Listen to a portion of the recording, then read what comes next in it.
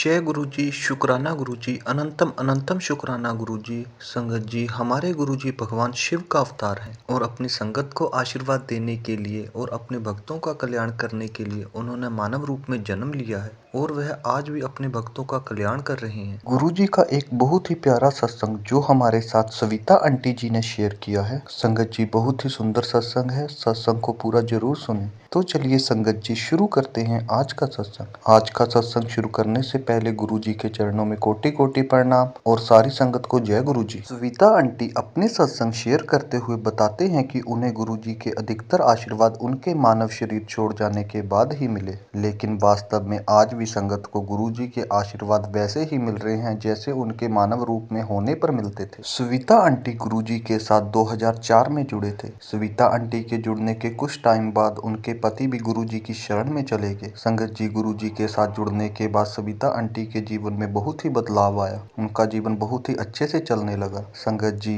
गुरुजी के साथ जुड़ने के बाद सविता आंटी की सोच और दृष्टिकोण सकारात्मक हो गया और उनकी सोच आशावादी हो गई थी। आंटी जी की एक बेटी जो अमेरिका में रहती है, उसके ससुराल का परिवार राधा स्वामी को मानता है। संगत जी, जब आंटी जी गुरुजी के पास गए थे तो उस टाइम आंटी जी की बेटी ने गुरुजी के दर्शन नहीं किए थे, लेकिन संगत जी, गुरुजी की ऐसी कृपा थी कि अमेरिका में रहते हुए भी उनकी बेटी को गुरुजी का आशीर्वाद प्राप्त हो रहा था। गुरुजी ने आंटी जी की बेटी को उसके सपने में बड़े मंदिर के दर्शन करवाए। उसने अपने सपने में देखा कि गुरुजी अपनी कुटिया में बैठे हुए हैं और उसे आशीर्वाद देते हुए कहते हैं कि जा ऐश कर। जब आंटी जी की बेटी ने गुरुजी को कुटिया में बैठे हुए देखा तो उस टाइम आंटी जी के परिवार में किसी को मालूम नहीं था कि बड़े मंदिर में गुरुजी की कुटिया भी है। आंटी जी का परिवार दिल्ली मंदिर में जो भी लंगर प्रसाद ग्रहण करता, आंटी जी की बेटी अमेरिका में बैठे हुए उन्हें बता देती थी कि आज उन्होंने क्या लंगर प्रसाद ग्रहण किया, क्योंकि संगत जी, उसे अमेरिका में बैठे हुए गुरुजी के लंगर प्रसाद का स्वाद आता था। जय गुरुजी, शुक्राना गुरुजी, अनंतम अनंतम शुक्राना गुरुजी। एक छोटा सा सत्संग और शेयर करते हुए आंटी जी बताते हैं कि उनकी छोटी बेटी जो हमेशा आंटी जी के साथ गुरुजी के दर्शन करने के लिए जाती थी, वह अपनी ग्रेजुएशन पूरी करने के बाद अपनी स्टडी के लिए थोड़ी कंफ्यूज थी। वह सोच रही थी कि अब उसे एमकॉम करना चाहिए या बीएड करना चाहिए, लेकिन संगत जी, एक दिन गुरुजी उसके सपने में आते हैं और कहते हैं कि उसे एमकॉम करना चाहिए। गुरुजी की आज्ञा मानकर वह एमकॉम में प्रवेश लेने के लिए दिल्ली यूनिवर्सिटी की प्रवेश परीक्षा में भाग लेती है, किंतु संगत जी, पहली सूची में उसका नाम नहीं आता है। फिर आंटी जी की बेटी यूनिवर्सिटी से दूसरी सूची के बारे में पूछती है, लेकिन उसे वहां बताया जाता है कि दूसरी सूची कभी नहीं आती। पर संगत जी, आंटी जी की बेटी को गुरुजी पर पूरा विश्वास था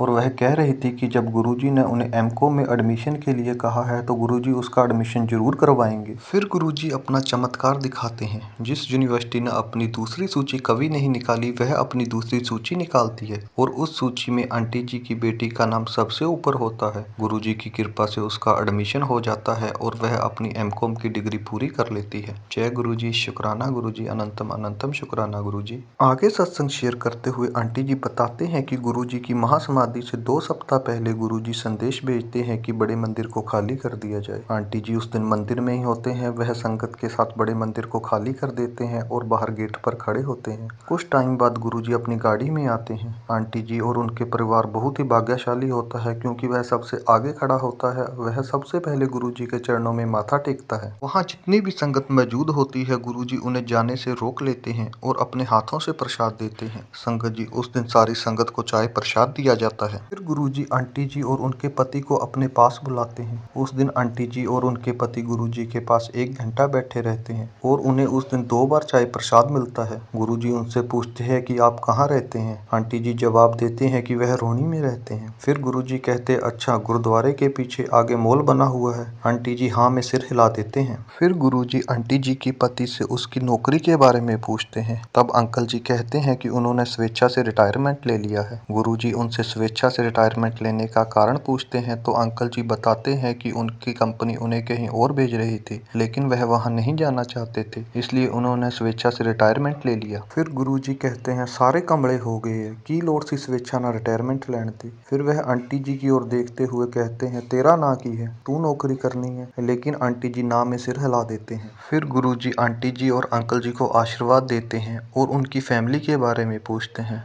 फिर गुरुजी कहते हैं कि आपकी बड़ी बेटी कहाँ रहती है, उसके पति का परिवार भारत में कहाँ रहता है और वह कब भारत आने के बारे में सोच रही है। उस समय आंटी जी की बेटी को भारत आने में कठिनाइयों का सामना करना पड़ रहा था और आंटी जी की बेटी को यह भी नहीं पता था कि भारत आने के बाद वह वापिस अमेरिका जा पाएंगे या नहीं। गुरुजी ने उनके आने के बारे में पूछकर उनकी सारी कठिनाइयों को दूर कर दिया। फिर गुरुजी ने आंटी जी से उनकी छोटी बेटी के बारे में पूछा। संगत जी, उस टाइम आंटी जी की छोटी बेटी जॉब कर रही थी। गुरुजी वहां मौजूद जेठरा अंकल जी को अपने पास बुलाते हैं और उनसे पूछते हैं कि क्या आप इन्हें जानते हो। गुरुजी का इशारा आंटी जी की तरफ और उनकी फैमिली की तरफ था। जेठरा अंकल जी कहते हैं कि हाँ, मैं इनको जानता हूँ। फिर गुरुजी जेठरा अंकल जी के बेटे की शादी आंटी जी की छोटी बेटी के साथ फिक्स कर देते हैं और गुरुजी कहते हैं कि प्रत्येक परिवार से मेहमानों की संख्या 20 से 25 ही होनी चाहिए। शादी बिल्कुल सादगी से की जानी चाहिए और जुलाई महीने के आखिर में होनी चाहिए। संगत जी, गुरुजी के आशीर्वाद से जुलाई महीने के अंत में आंटी जी की बेटी और अंकल जी के बेटे की शादी कर दी जाती है। आज आंटी जी की बेटी बहुत ही खुशहाल जीवन जी रही है। शादी की सभी रस्मों में गुरुजी वहां उपस्थित रहते हैं। शादी में जो भी मेहमान आए होते हैं उन्हें गुरुजी की उपस्थिति का एहसास होता है क्योंकि वहां गुरुजी की सुगंध आ रही होती है। संगत जी, शादी के बाद जब शादी की तस्वीरें देखी जाती हैं तो उसमें गुरुजी भी दिखाई देते हैं। जय गुरुजी, शुक्राना गुरुजी, अनंतम अनंतम शुक्राना गुरुजी। एक और छोटा सा सत्संग शेयर करते हुए आंटी जी बताते हैं कि एक रात उनके पति को एक स्वप्न आता है। स्वप्न में वह देखते हैं कि उनकी मृत्यु हो गई है और जमलोक के दूत उन्हें लेकर जा रहे हैं। तब वहां गुरुजी आते हैं और उनके हाथ से एक रोशनी निकलती है। वह आंटी जी के पति के चेहरे पर पड़ती है और वह जीवित हो उठते हैं। फिर कुछ दिन बाद आंटी जी के पति के मुंह में छाले हो जाते हैं। वह डॉक्टर के पास जाते हैं और वहां जाकर दवाई ले आते हैं,